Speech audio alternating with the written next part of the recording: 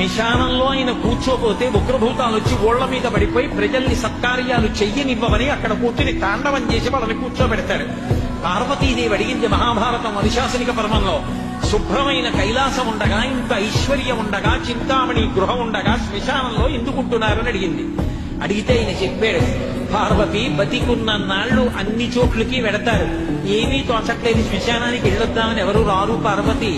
నేనంతవాణ్ణంటాడు, పొడుగ్గా ఉన్నానంటాడు, తెల్లగా ఉన్నానంటాడు, పండితుణ్ణంటాడు, పద్యాలు నాకు నోటికొచ్చంటాడు, ఉపన్యాసం చెప్పగలనంటాడు, నాకు పాటలు వచ్చంటాడు, నేను నాట్యం చేస్తానంటాడు, నేను అధికారినంటాడు, నా దగ్గర డబ్బుందంటాడు, నేను పాట పాడగలనంటాడు. ఇన్ని ఉన్నాయనుకున్న వాడిలోంచి ఊపిరి బయటికి వెళ్ళిపోయిన తరువాత వాడిని తీసుకెళ్లి 4 కొత్త కర్రల మీద పడుకోబెట్టి చాప చుట్టి తాడు కట్టి పైన నూలు బట్ట కప్పి తీసుకొచ్చి అన్నీ తీసేసి కర్రల మీద పడుకోబెట్టి కాల్చేస్తుంటే జీవుడు లేచి నిలబడి పుర్రె పగిలిపోయిన తరువాత కన్న కొడుకు కూడా స్నానం చేసి వెళ్ళిపోతుంటే చీకటి పడిపోయాక, అయ్య బాబోయ్ చుట్టూ ఉగ్రభూతాలు, నా వాళ్ళన్న వాళ్ళు లేరు, వీళ్ళని నమ్ముకున్నాను, ఒక్కడు లేడని ఏడుస్తుంటే నేనున్నాను రా అని చెప్పడానికి నేను కూడా లేకపోతే చచ్చిన వాడు 1000 మాటలు చచ్చిపోతారని అక్కడ ఉన్నారు.